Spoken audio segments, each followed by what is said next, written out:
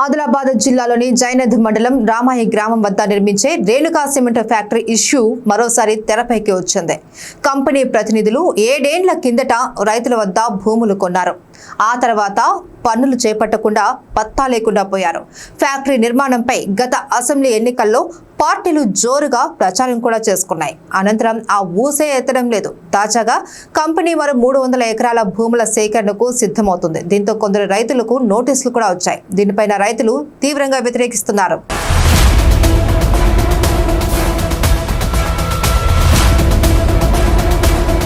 2017లో రామాయి గ్రామ సమీపంలో సిమెంట్ ఫ్యాక్టరీని నిర్మించేందుకు రైతుల నుంచి సదరు కంపెనీ 107 ఎకరాల భూమిని తీసుకుంది.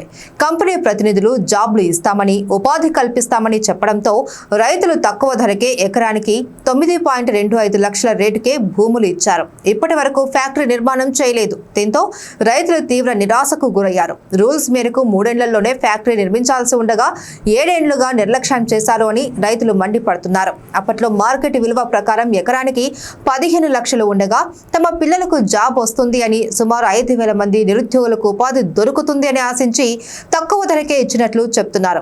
ఇప్పుడు ఎకరానికి 30 లక్షల నుంచి 40 లక్షల ధర పలుకుతుంది అంటున్నారు. దీనిపై అప్పటి బీఆర్ఎస్ సర్కార్ సైతం పట్టించుకోలేదు అని, ఇప్పటికైనా కాంగ్రెస్ ప్రభుత్వం తమకు న్యాయం చేయాలి అని కోరుతున్నారు. ఫ్యాక్టరీ అయినా నిర్మించాలి అని, లేదంటే తమ భూములు తిరిగి ఇవ్వాలి అని డిమాండ్ చేస్తున్నారు. తమ సమస్యను పరిష్కరించుకుంటే ఆందోళనలు చేపడతామని భూ నిర్వాసితులు స్పష్టం చేస్తున్నారు. నా పేరు స్వామి. మాది యాపలగూడ శివారం, రామాయి శివారంలో రేణుకా సిమెంట్ ఫ్యాక్టరీ కోసం గత 6 సంవత్సరాల కింద 107 ఎకరాల భూమి పోయింది. వీళ్ళకు మాయ మాటలు చెప్పి, అప్పుడు అవకతలు చెప్పి, ఎందరినో మోసగించి ఒక్కొక్కళ్ళ తరపున 9,25,000కు ఎక్కరు, 2 ఎక్కలు, 3 ఎక్కలు, అప్పుడు 40-50 మంది ఉండే 107 ఎకరాల భూమికి రామాయి శివారం. ఇప్పుడు వచ్చి మరో ఇంకో 2వ విడతల అక్కడ పడ్డలు. ఎక్కడ కొందరికి 20 survey number, 82 survey number, 83 survey number, 30 survey నంబర్రా మర్రా. ఇప్పుడు మీకేమవుతుంది? 8 లక్షల గవర్నమెంట్కి అప్ప చెప్పింది. ఇప్పుడు ఆర్డీఓ సార్ ఏమంటున్నంటే, మీరు ఇవ్వకపోతే మీ భూములతో మీరు ఇవ్వకపోతే 8,25,000 పోతే దీని ఇంతే డిమాండ్ ఉన్నది, ఇంతకన్నా ఇయ్యరాదు, మేము టిబల్ చేసి మీకు ఇస్తున్నాము, 2 లక్షల వాల్యూవే ఉన్నది, ఈ వాల్యుయేషన్ కన్నా మేము ఎక్కియరాదు అని చెప్తున్నాడు. వాల్యుయేషన్ సార్ మరి మేము ఇవ్వకుంటే మీరు ఏం చేస్తారు సార్? మరి మేము దున్నుకొని తరతరాల నుంచి 5 తరాలు అవుతున్నాం, మా తాతల తండ్రుల నుంచి దున్నుకొని మేము బతుకుతున్నాం. మరి ఇవాళ పిల్లలు మా తాతలు తండ్రుల నుంచి ఇప్పటి పిల్లగాళ్ళు లగ్గాలు, పెళ్ళిళ్ళు ఇవన్నీ చేసుకుంటూ వస్తున్నారు సార్. మరి మేము ఇవ్వకుంటే మమ్మల్ని ఏం చేస్తారంటే పిస్తోల్తో కాల్ చేస్తాం. ఆర్డీఓ సార్ అంటాడు, పోలీసు వాళ్ళని తెచ్చి మీరు నిలబెడతారు, మీకు ఏం గవర్నమెంట్కి హక్కు లేదు, మీకు గవర్నమెంట్ ఇచ్చినప్పుడే మీరు అప్పటికి చేసుకోవాలా, లేకుంటే ఇంకా ఎక్కువ చేస్తా అంటే మీరు భూములు ఇవ్వంటే మేము కేసులు పెడతాం, లాఠీ చార్జ్ చేస్తాం, రాంపూర్ వాళ్ళకి ఎట్లయినా మిమ్మల్ని అట్లా చేస్తామని ఇప్పుడు బెదిరింపులు జరుగుతున్నాయి సార్. మేము ఇలా ఏమంటే మేము ఇలా 30-40 ఏళ్ళ సంది భూమి మీద ఆధారపడి బతుకుతున్నాం. ఇలా 2 లక్షలు ఇలా పొట్ట పోసుకోవాలంటే మేము 24 గంటలు 12 నెలలు కష్టం చేస్తే ఇలా 1 లక్షకు 2 లక్షలు 3 లక్షలు మేము కూలి వేయకుండా కష్టపడి మేము పెట్టుబడి కష్టపడి బాకీలు అప్పులు సార్లు అయితే ఇప్పటిదాకా మాకు ఇదివరదాకా 1 లక్ష రూపాయలు సార్ మిగులుతలేదు. దాన్ని భూమి మీద ఆధారపడి దాని మీద మేము కష్టము సుఖము అవి పిల్లగాళ్ళతో పోషిస్తే మేము ఇప్పటిదాకా తినతందుకే సరిపోతున్నాయి. కానీ ఉన్న భూములు గుంజుకపోతే మాకు 8 లక్షలతో ఎకరానికి ఇస్తే ఎక్కరకు మాకు ఇచ్చే 5-6-2-3 ఏళ్లలో మేము ఖతం చేస్తాం సార్. మాకు ఉపాధి లేదు. 2-3 లక్షలు 30-40 ఎకరానికి ఇక్కడ వాల్యుయేషన్ ఎక్కడ ఉన్నదంటే ఇక్కడ రామాయి శివారంలో 30 నుంచి 45 లక్షల మధ్యన ఈ వాల్యుయేషన్ ఉన్నది. ఈ ఆర్డీఓ సార్ ఏమంటారంటే, మీకు వాల్యుయేషన్ 2 లక్షలు ఉన్నది, 3 అంతలు మేము వెరిగి ఇస్తున్నాము, మీకు ఇది కరెక్ట్ కాదు, మీరు ఇవ్వకుంటే మీరు భూముల్ని గుంజుకపోయి పోలీసు వాళ్ళతోని మేము కోర్టులో వేసి కోర్టు ద్వారా మిమ్మల్ని జైలుకు పంపిస్తామని ఇట్లా భయపెడుతున్నారు సార్. మేము ఎలా చేయమంటాం? ఇప్పుడు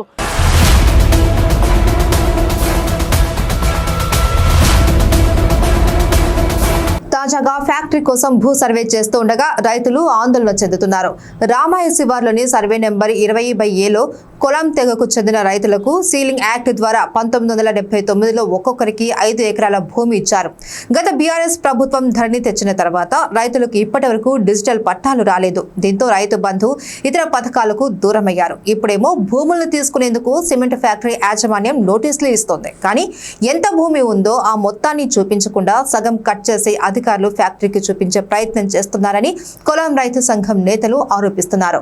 తమకు పాత పట్టా పాస్బుక్ లో ఎంత భూమి ఉంటే అంతే నష్టపరిహారం ఇస్తేనే భూములు ఇస్తామని డిమాండ్ చేస్తున్నారు. దీనిపై కొలం సంఘం నేతలు కలెక్టర్ను కలిసి వినతి పత్రం అందజేశారు. భూములు కోల్పోయినటువంటి రైతులకు మాకు ఇంటికొక ఉపాధితోటి ఉద్యోగాలు కల్పించాలని మేము మా ఆదివాసుల తరపున మేము మరి ప్రభుత్వానికి మేము విజ్ఞప్తి చేస్తున్నాం. ఎందుకంటే గతంలో ఇప్పుడు భూములు ఉన్నటువంటి రేటుకు నేటి రేటుకు చాలా తక్కువ ఉన్నది.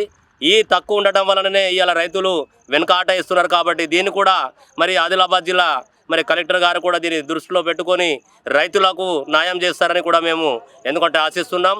మరి గతంలో జరిగినటువంటి విషయంలో చూస్తే మరి తెలంగాణ రాష్ట్ర ప్రభుత్వంలో ఉన్నటువంటి ఎమ్మెల్యే గారు కూడా మరి డిజిటల్ పట్టాలు ఇస్తామని చెప్పి కొందరికి మాకు ఆదివాసులకు ఇచ్చిండ్రు.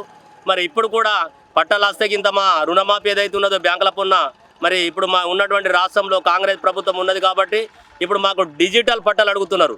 బ్యాంకుకు పోతే ఇప్పుడు మేము 2 లక్షలు బాకీ ఉన్నాం. మరి ఆ బాకీ ఎట్లా తీరాలి? ఇప్పుడు మరి ప్రైవేటు సంస్థ వారు మా భూములు పోతే ఇలా మాకు పట్టాలే లేవు.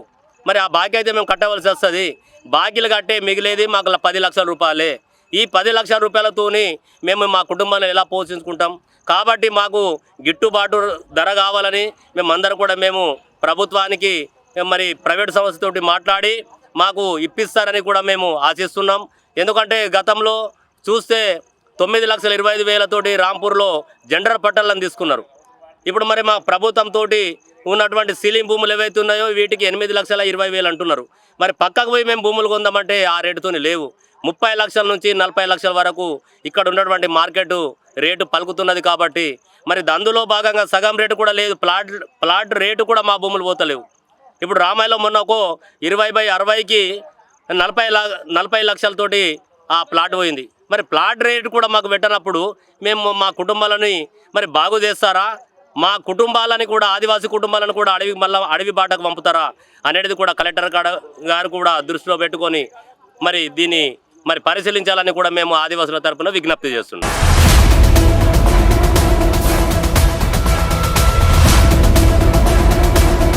ఫ్యాక్టరీ నిర్మాణంపై గత బీఆర్ఎస్ సర్కార్ తీరుపై అసెంబ్లీ ఎన్నికల సమయంలో ప్రతిపక్షాలు తీవ్రంగా మండిపడ్డాయి. మాజీ ఎమ్మెల్యే జోగు రామన్న కంపెనీకి సహకరించారు అని, ఫ్యాక్టరీ ఏర్పాటులో నిర్లక్ష్యం చేశారు అని ఎన్నికల ప్రచారంలో ఆరోపణలు చేయగా తీవ్ర రాజకీయ దుమారం రేగింది. ఇక మరోవైపు భూ నిర్వాసితులు 2 ఏళ్లుగా ఫ్యాక్టరీ ఏర్పాటు చేయాలి అని ఆందోళనలు చేస్తున్నారు. గత ఏడాది తమ భూములను దున్నుకునేందుకు నిర్వాసితులు ట్రాక్టర్లు ఎడ్లబండ్లతో వెళ్లగా పోలీసులు అడ్డుకోవడంతో తీవ్ర ఉద్రిక్తత తలెత్తడమే కాకుండా ప్రతిపక్ష పార్టీలు కూడా ధర్నాలు చేపట్టాయి. పేరు విఠల్, అది రామాయి, ఎక్స్ సర్పంచ్ని. ఈరోజు రేణుక సిమెంట్ ఫ్యాక్టరీ విషయంలో ఒక 2 మాటలు మాట్లాడదాం అనుకుంటున్నాను. నిన్న మేము కలెక్టర్ దగ్గరికి వెళ్ళి కలెక్టర్ గారు ఆర్డీఓ గారు పిలిపించి ఈ రేణుక సిమెంట్ ఫ్యాక్టరీ నిర్మాణం కోసము గతంలో 107 ఎకరాలు తీసుకున్న భూమిని 9,25,000కు వాళ్ళకి పరిహారం ఇచ్చారు. పరిహారం ఇచ్చిన తర్వాత వాళ్ళు 2 సంవత్సరాల లోపలని కన్స్ట్రక్షన్ చాలు చేసి 3 సంవత్సరాలు అంటే 3 సంవత్సరాల వరకు అంటే ఈ సిమెంట్ ఫ్యాక్టరీ యొక్క నిర్మాణం పూర్తయిపోయి అక్కడుండే యువతకు అక్కడుండే భూములు కోల్పోయినటువంటి రైతులకు తప్పకుండా మేము ఉద్యోగం ఇస్తామని వాళ్ళు చెప్పడం జరిగింది. అందుకే చాలా తక్కువ రేట్లోనే వాళ్ళు ఆ భూమిని తీసుకోవడం జరిగింది. తర్వాత ఇప్పుడు 5 సంవత్సరాలు అయిపోయి 6వ సంవత్సరం స్టార్ట్ అయింది, కానీ ఇంకా అక్కడ నిర్మాణం అనేది లేదు. మళ్ళీ ఇంకొక 300 ఎకరాల వాళ్ళకు అవసరం ఉన్నదని మొన్న మాకు పిలవడం జరిగింది ఇక్కడ ఉండే రైతులందరినీ. ఆ రైతుల సమక్షంలో కలెక్టర్ గారు ఆర్డీఓ గారు ఏం మాట్లాడినంటే ఇక్కడున్న వాల్యుయేషన్ ప్రకారం 8,20,000 కంటే మించి ఇవ్వరాదు దాని పరిహారం అని చెప్పడం జరిగింది.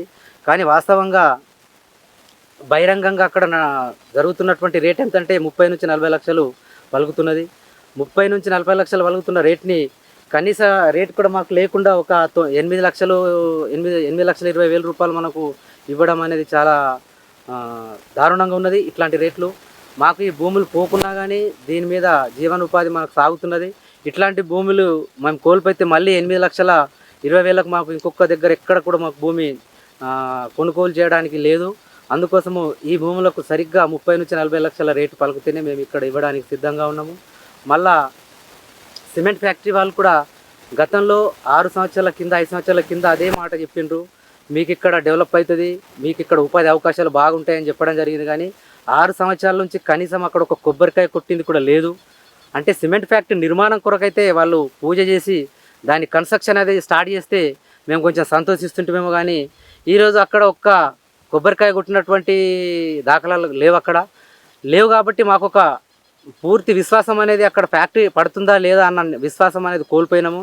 అందుకోసము ఈ భూముల్ని కూడా వాళ్ళు 8,20,000 తీసుకొని మళ్ళీ మాకు మోసం జరుగుతున్నదేమో అన్న ఒక అపనమ్మకం మాలో కలుగుతుంది. కాబట్టి ఆ నమ్మకం వచ్చేట్లాగా 30 నుంచి 40 లక్షలు ఒక ఎకరానికి ఇస్తేనే మేము ఈ భూములు ఇవ్వడానికి సిద్ధంగా ఉన్నాము ఆ ఫ్యాక్టరీ కోసము.